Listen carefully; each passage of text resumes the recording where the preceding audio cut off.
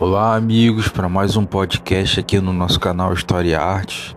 Quem fala com vocês é o professor Marcos Paulo, professor de História Geral, e atualmente em processo de finalização da minha primeira especialização na área de História, que é a História do Brasil, e caminhando para finalizar também o meu MBA em História da Arte. Hoje vamos falar sobre uma história da arte, que é a história do mangá. Já falamos sobre a história do anime, né, ou do anime, como também é conhecido no Brasil, anime ou anime.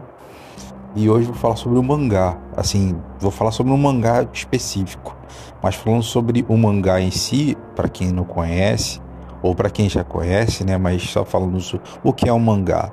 O mangá é a revista em quadrinhos japonesa. Só que ela não é igual à nossa revista de quadrinhos aqui do Ocidente, dos países ocidentais, do Brasil, Estados Unidos e afins, como conhecemos aqui como HQ também muito conhecido como HQ. O mangá em si, isso foi uma coisa que me chamou muita atenção, que eu não sabia até então, até eu ler o meu primeiro mangá, que foi bem recente, terminei ontem, literalmente, o meu primeiro mangá. Ele é escrito e lido do final pro início, pra gente, tá? Isso é cultural lá, é normal no Japão, porque se escreve assim no Japão. Então, o mangá, você não lê como qualquer livro ocidental ou qualquer HQ, né, ou quadrinhos do Ocidente, do início, da frente para trás. Você lê de trás para frente. A capa é no final pra gente, só que para eles é início, tá? Então, essa é uma característica interessante do mangá, primeiramente. Um outro detalhe é que o mangá, ele normalmente é todo em preto e branco. Ele não é colorido. Alguns mangás vêm com as primeiras folhas coloridas, mas normalmente a característica tradicional dele é que ele é todo em preto e branco, tá bom? Então, assim, eu quero falar especificamente de um livro na história da literatura, no caso, e é uma história contemporânea, da arte e da literatura, que é O Jardim das Palavras. Esse meu primeiro mangá, o primeiro livro japonês, né, de quadrinhos japoneses que eu li. Eu já conhecia essa história por uma animação de curta-metragem, e aí, por curiosidade, eu fui comprar o livro, comprei o livro físico. É muito agradável, assim, a história é muito interessante. E eu gostaria de destacar alguns pontos que eu achei interessantes nesse livro, assim, aproximadamente 200 páginas que o livro tem, com uma mistura de drama, um pouco de comédia e romance, mas de uma forma bem suave. Então, assim, o que me interessou? Porque O Jardim das Palavras? Sem querer dar spoiler do livro, para que vocês possam, em especial, lerem o livro, porque o livro é mais completo, assim. O desenho também é muito bom. Eu super indico o desenho, que tem o mesmo nome pra gente em português, O Jardim das Palavras. Mas o livro sempre tem mais detalhes. O nome Jardim das Palavras vem devido à personagem principal, porque ela é uma professora de literatura japonesa. Então, ela vem a conhecer um jovem mesmo, adolescente ainda, e ela também é jovem, só porém já está na casa dos 20 anos, um pouco mais que isso, 24 anos, e ele é um rapaz de aproximadamente 15 anos de idade. E, coincidentemente, eles se encontram num parque. Pense num parque, assim como... Eu vou tentar dar um exemplo para vocês.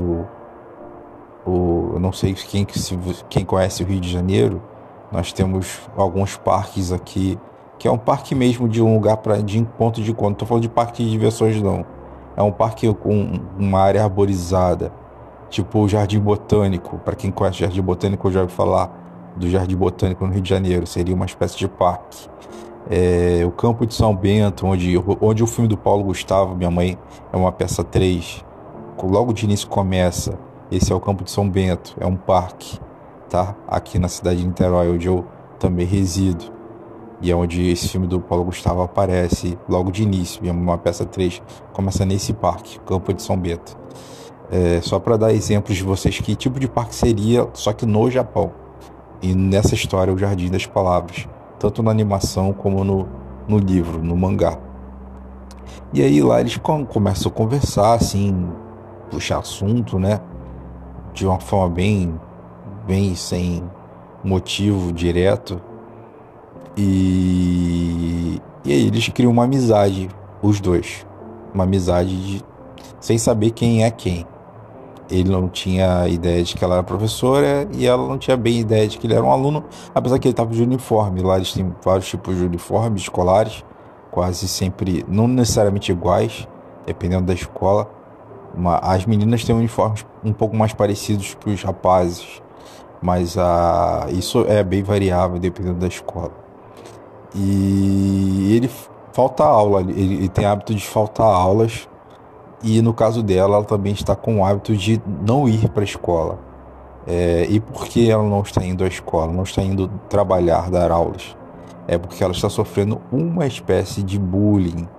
Essa palavra bullying ela é bem recente, na minha época já existia isso, na minha época de criança, mas ninguém conhecia essa palavra bullying. A gente já passava por essas coisas, não é nada novo. Essa questão de bullying ou assédio moral, podemos até chamar assim. Então, na verdade, ela estava passando por um assédio moral, só que por parte de alguns estudantes, em especial das estudantes, das alunas dela. Devido a quê? Questões de ciúme, ela é bonita, a professora é bonita, jovem e simpática, e aí alguns alunos começam a não entender e dividir essas coisas, e um aluno aparentemente se apaixona por ela, e é isso. Eu não quero dar muito spoiler, mas as alunas começam a assediá-la moralmente, né? De forma moral, assédio moral na escola. Chegam ao ponto de não irem para aula os alunos, porque outros alunos começam a aderir ao movimento, não só os alunos, mas outros alunos. É aquela coisa de que um boato se espalha rápido, uma fake news, vamos dizer assim, é como chamamos os dias de hoje. Então seria isso que começou a acontecer com ela, e ela começou a ficar deprimida, a ponto de não querer mais ir para o trabalho. Por quê? Porque ela estava sofrendo assédio moral ou bullying por parte dos próprios alunos, da própria turma dela, por uma questão de possível interesse de um aluno que tinha uma namorada na professora.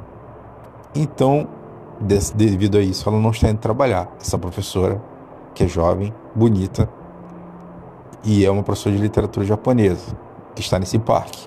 E no caso do rapaz, ele sempre faltava porque ele era um cara muito centrado em outras coisas, em especial numa arte, um ofício que talvez não tivesse muito valor já, porque a história é uma história contemporânea, que seria a arte da sapataria, ou seja, ser sapateiro. E no caso do pensamento dele era ser um sapateiro tradicional. Em que sentido de tradicional? Um sapateiro artesanal, de forma artesã. E aí a história explica mais porque ele quer ser um artesão de sapataria. Não quero dar muito spoiler sobre isso também, porque eu já falei bem da professora.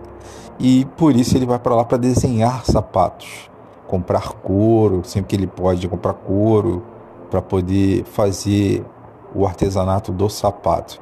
E nessa questão eles começam a fazer amizade, começam a trocar ideias.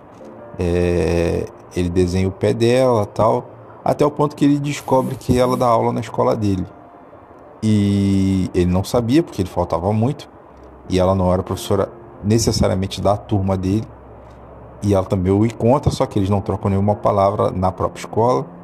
Ele descobre o motivo dela não estar indo para a aula, uma vez que ele descobre que ela é professora da mesma escola dele, e ele descobre o motivo dela não estar indo trabalhar, porque ele já sabia que ela sempre faltava trabalho.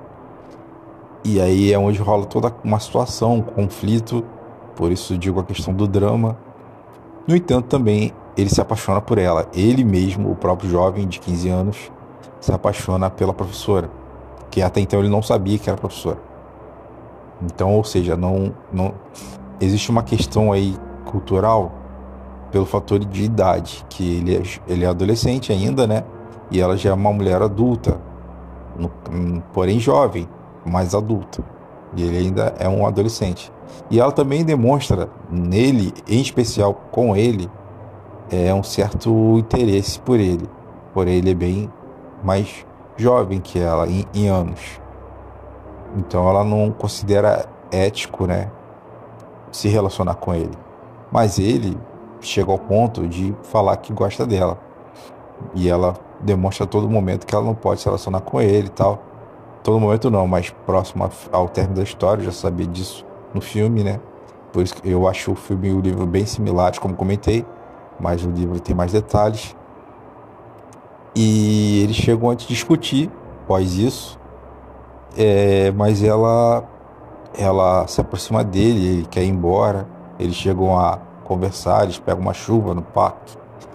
E quando ele tá no apartamento dela, sem nenhum motivo, assim, sem nenhum pensamento imoral, nada do gênero, ela só para ajudá-lo mesmo. Ele se seca lá, ele prepara comida, ele é bem independente, em todos os sentidos, bem independente.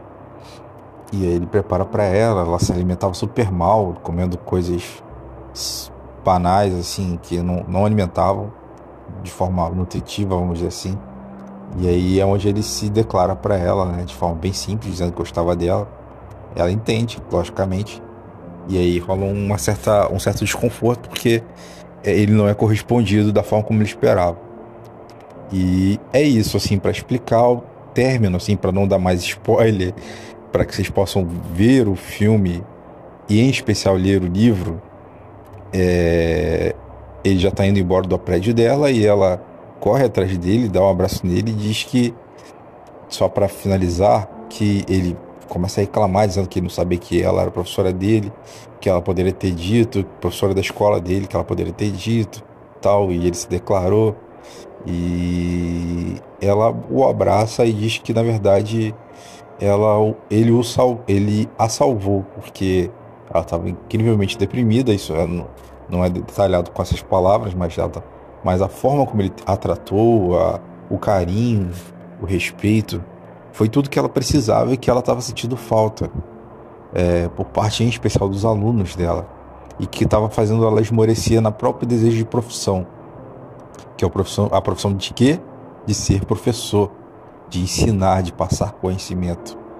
E fica notório que há um interesse romântico entre ambos, da parte dele com ela e dela com ele, mas eles não se relacionam de forma direta, tá? Desculpe pelo spoiler, mas não deixe de ler o livro e o filme.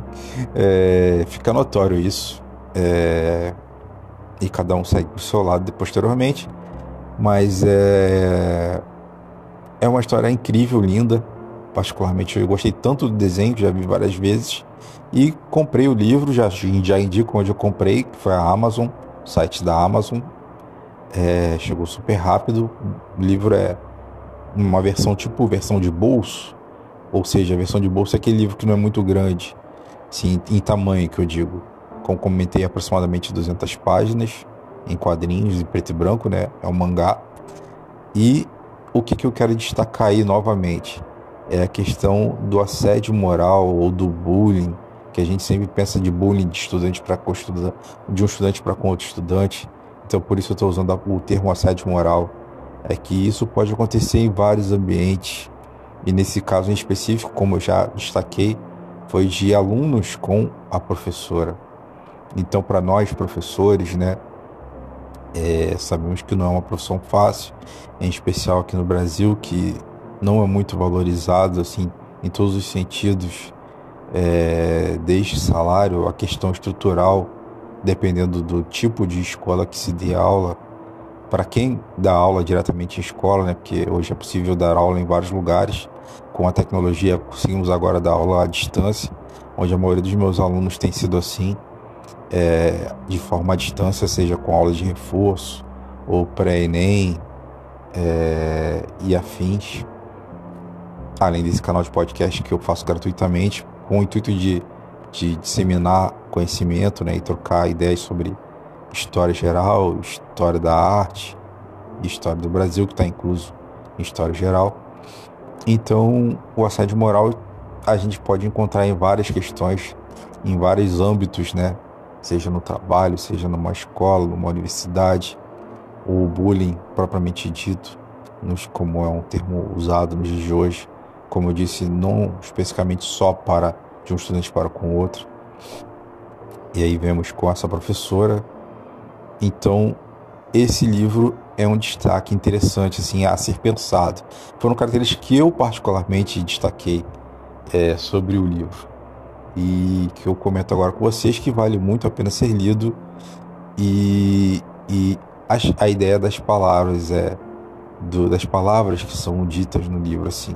Por isso o jardim das palavras, o jardim, ou seja, o parque, onde são ditas palavras, onde são trocadas ideias, são ditos poemas japoneses, termos japoneses que, desculpe, eu não sei expressar em japonês, mas tô até aprendendo um pouco de japonês, principalmente com meu irmão caçula, que gosta muito da cultura japonesa.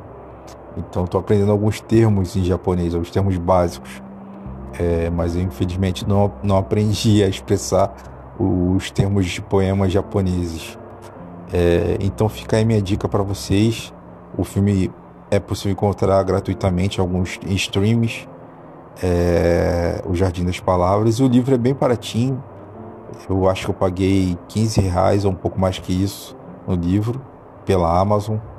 Não sei se tem de forma gratuita em outros sites, mas eu sei que isso para quem quer e-book, no caso, né, para quem quer o livro virtual, mas particularmente eu acho que o livro físico, nesse caso, sendo quadrinhos, é bem melhor. Já testei ler quadrinhos em e-book e não gostei. No formato e-book eu não gostei. Então acho que o livro, no caso de quadrinhos, nesse caso o mangá, né, vale a pena ler o livro físico, tá?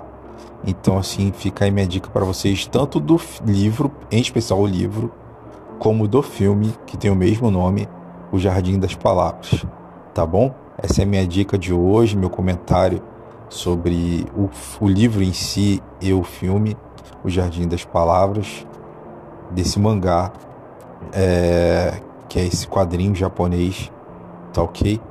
Do nosso canal História e Artes, aqui falando com vocês novamente, professor Marcos Paulo de História Geral. Espero que vocês tenham gostado. Se tiverem dicas, sugestões de conteúdos interessantes ligados à história, ao mundo das artes, podem ficar à vontade, deixarem aqui comentários na parte de comentários. Será um prazer abordar outros temas com vocês ligados ao mundo da história e o mundo das artes, tá bom? Um abraço para cada um de vocês e a gente se vê no próximo podcast.